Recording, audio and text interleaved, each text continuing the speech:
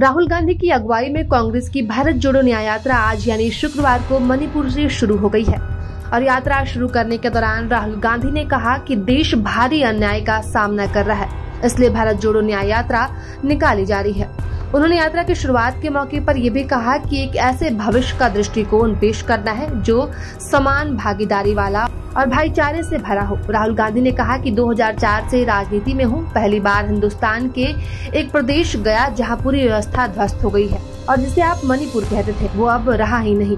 उन्होंने दावा किया कि देश के प्रधानमंत्री आज तक यहाँ लोगों के आंसू पोंछने, हाथ पकड़ने नहीं आए। शायद भाजपा आरएसएस के लिए मणिपुर देश का हिस्सा नहीं है।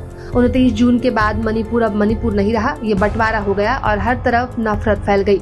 लाखों लोगों का नुकसान हुआ, लोगों ने अपनी आंखों के सामने अपनों को खोया और अब तक भारत के पीएम आपके आंसू पोंछने और आपका हाथ थामने नहीं आए। ये शर्मनाक बात है और शायद पीएम मोदी, बीजेपी और आरएसएस के लिए मणिपुर भारत का हिस्सा नहीं है। यात्रा को लेकर कांग्रेस नेता राहुल गांधी ने कहा कि सवाल उठा था कि यात्रा शुरू कहां से होनी चाहिए और राहुल गांधी ने कहा कि इस पर उन्होंने साफ कर दिया था कि यात्रा मणिपुर से शुरू होनी चाहिए। उन्होंने दावा किया कि मणिपुर में जो हुआ वो भाजपा आरएसएस की नफरत की राजनीति का प्रतीक है। उन्होंने कहा कि देश में एकाधिकार कायम किया जा रहा है और बड़े पैमाने पर कारोबार बंद हो गए हैं तथा भयंकर बेरोजगारी है।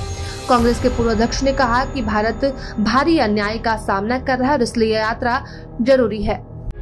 प्रभातखबर.com, विश्वास वही, रफ्तार नहीं।